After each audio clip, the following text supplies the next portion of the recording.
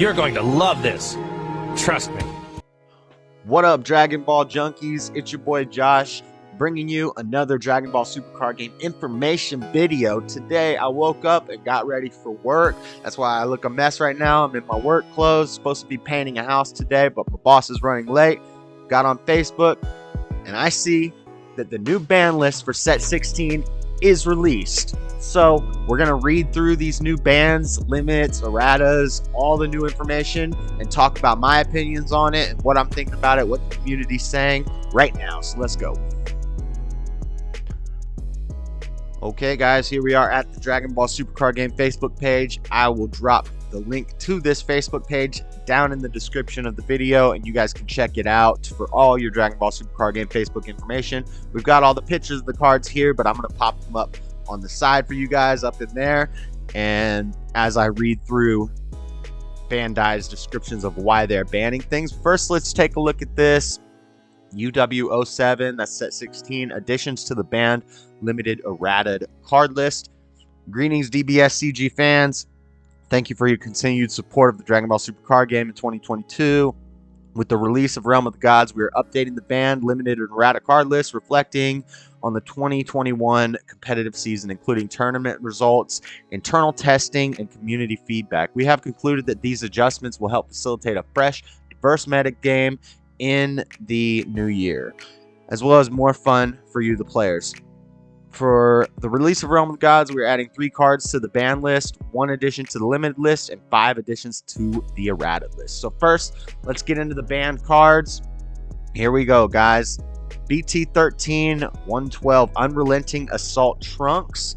So reason, this card provides disproportionate advantage for leader cards that can send cards directly from deck to warp in large quantities, which is what the new Trunks leader in set 16, the Super Saiyan God Trunks, it's what Gogeta Xeno does in large quantities. Since this card is rarely used outside of such interactions, we decided to ban this card. So pretty much this made Gogeta Xeno kind of broken in the new Super Saiyan God Trunks deck that's coming out in set 16. It can make it broken. Basically, every time you warp it, it gets sent from your deck to your warp. You get to add it to your hand. So it was just constantly being, you know, adding combo power to your hand, adding a cheap overrealm 15k attack to your hand.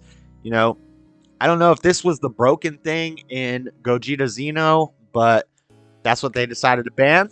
So I don't really have a problem with that. That's okay. Next one, BT3 118 Fu Shrouded in Mystery. No, not my Fu. Reason, this card creates a powerful game-ending ability for any deck with low potential for opponent interaction. Additionally, newer cards have bolstered this card's power more than originally intended. In order to encourage strategies based on new card types and improve overall player enjoyment, we decided to ban this card. So basically, yeah, Fu could be put in any deck that could go long. That's the thing. You can't just put this in a turn 2, turn 3 deck. This needs to be put in decks that can go long. And because it was, what is it, 6 energy? 6 energy, overrealm 10, I believe. So, you know, blue decks were the main things that would use this, and I love playing blue decks. So normally when stuff gets hit on the ban list, it's not stuff that I'm commonly playing, because I kind of steer away from the top meta decks unless I'm going to like a big tournament or something.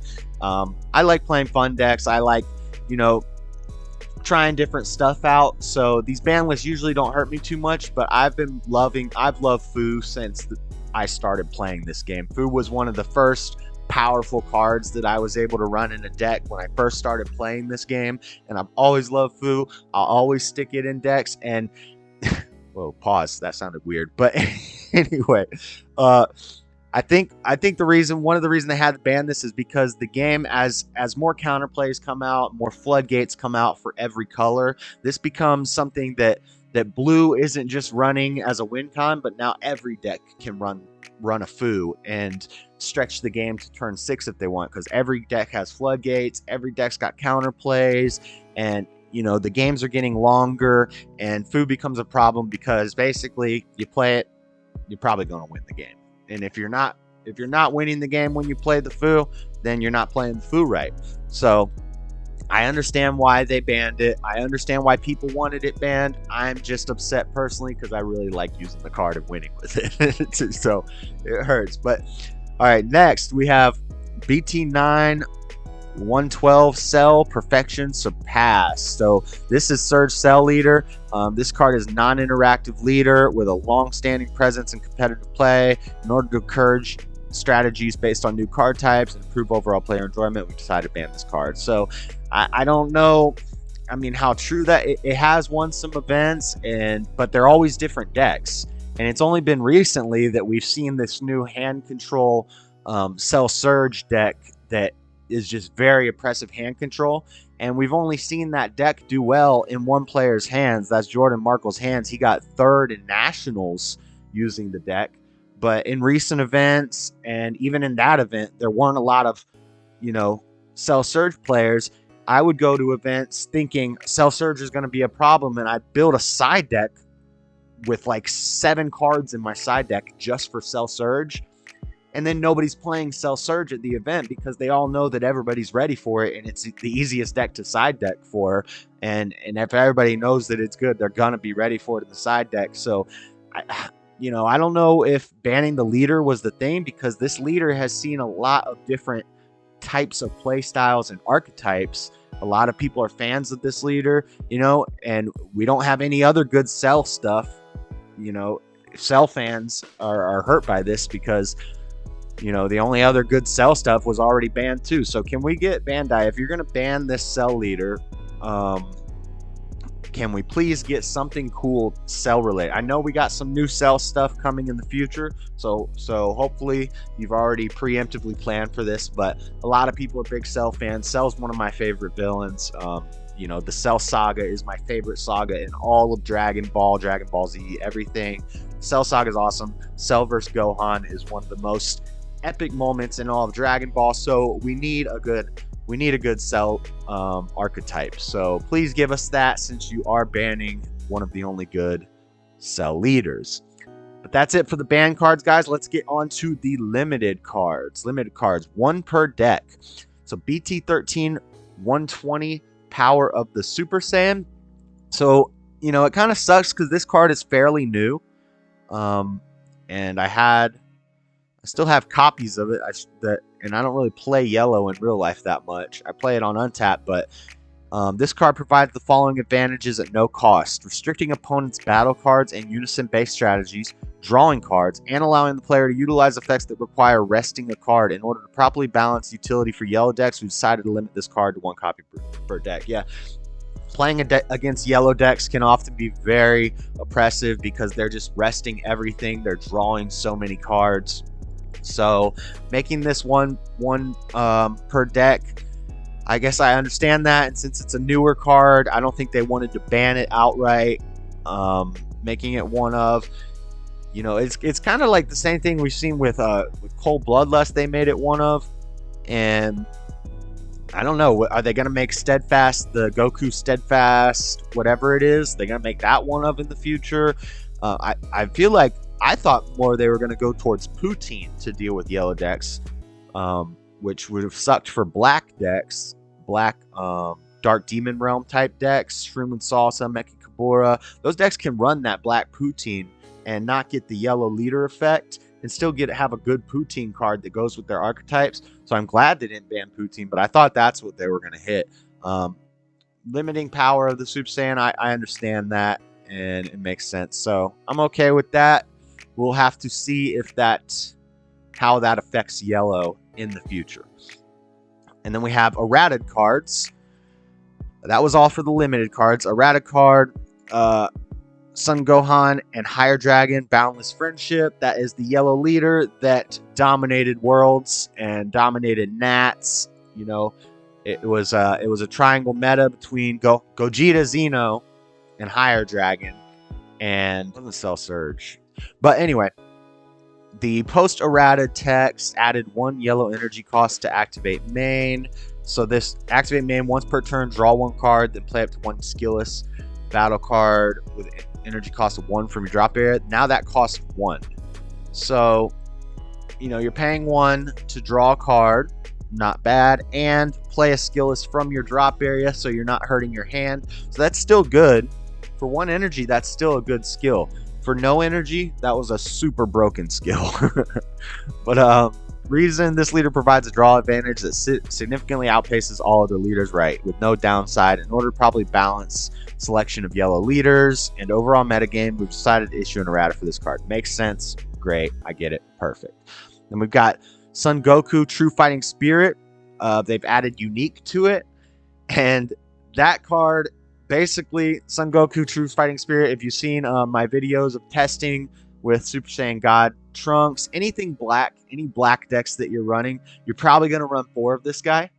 And when you have multiple of them on the board, you can aggro through any turn, because if your opponent counters, basically it's once per turn, if your leader card is Black Saiyan card, when your opponent activates a counter skill, they choose 1 card in their hand and send it to the warp. So you get like 3 of these on the board. If your opponent tries to counter any of your attacks, they're losing 3 cards from their hand. And it's just a very annoying card. I like it because I played it. It was one of those. It was one of the ones that, you know, I would play a deck that would run 4 of these, and I would, you know, drop 3 of these on you, and and then just try to aggro through any turn, and see if you try to counter. So I dare you to counter something and lose your whole hand. But so this makes total sense, erratating this to unique. I'm totally okay with that. I definitely get it. Then we've got BT13 124 Black Smoke Dragon, Offering of Destruction. Added if your leader card is Demon Realm Race to the activate main. So Black Smoke Dragon, I'm not sure. I think they were putting this in Gogeta Xeno, and it was causing problems because they were doing some sort of Kai cycle. I never did this. Yeah, so I'm not sure what the exploit was with this. Let me know in the comment section. I'm pretty sure it was in Gogeta Xeno. And I think they can recur this card. Oh, it's that one Supreme Kai of Time promo lets you recur this from your drop, I think. And it's a free unison. I don't know. Let me know in the comments if you know the exploit they were doing with this. But I'm pretty positive it was a Gogeta Xeno Supreme Kai of Time thing. Marker ability being used has led to undesirable interactions as well as concerns for future card design. Therefore, we've decided to issue errata, make the cards -1 marker ability while maintaining previous. Okay. Oh, this has had another errata previously. Interesting. So this thing has been errata twice. But it's meant to be used in a Meki Kabura deck, Dark Demon Realm Race, or, you know, I guess maybe like a Shroom and Salsa, a Toa leader, a Meki Kabura deck, maybe Finn. I don't even know if Finn is Dark Demon Realm, but it's meant to be used in those, and people were using it in other things and doing broken stuff with it, so they had to errata it. So I'm cool with that. As long, you know, as long as it can still be used in the decks it's meant to be used in, then that's good. Then we've got Demon God Deborah, Diabolical Awakening. I'm not going to go deeply into this one because it's pretty simple. Basically, it was just a typo. It says, send that card its owner's warp. And all they did was added to. So now it says, send that card to its owner's warp. That was just a typo. I've seen people in some comment areas saying, why is Bandai preemptively erratating cards? It shows that they have bad designers or something like that. That's nonsense. This is a typo. This is just a typo. Now, they may be talking about the next card we're going to look at, which is this blue Vegeta, which if that's what they're talking about, then I kind of agree with it, because basically this Vegeta, activate battle once per turn, choose up to 1 red or blue Saiyan card in your hand and discard it. Then you look at up to 3 cards from the top of your deck, add up to 1 Son Goku BR, Vegeta BR, or Goku BR, or Gogeta BR to your hand, then place the remaining card on top of your deck in any order. So basically what you could do with this is you choose up to, you could choose 0. So you discard nothing from your hand, and then you search the top 3 and you add 1. And they basically changed that to now you have to choose one card in your hand and discard it in order to do your search for your Gokus, your Vegetas, and your Gogetas. The problem with that is if you discard a card and you search the top 3, which isn't a huge search, you search the top 3 and you whiff, you just discarded a card for nothing. This is a Union Fusion deck, which means you have to use cards in your hand to fusion into a bigger card. So if I have a Gogeta and a Goku and a Vegeta in my hand, I discard the Goku and the Vegeta, I play the Gogeta. I just lost 3 cards from my hand to do that play. That hurts. Union Fusion decks don't work unless you have a fat hand. So the only way this leader was viable competitively at all was if this Activate Battle was the way it was written originally. It's nice to not have to discard a card, do a top 3 search for the pieces you need. It's okay that this leader gets a big hand because to do the things it wants to do, it needs a big hand, and it's going to be throwing away a lot of these cards to do its plays.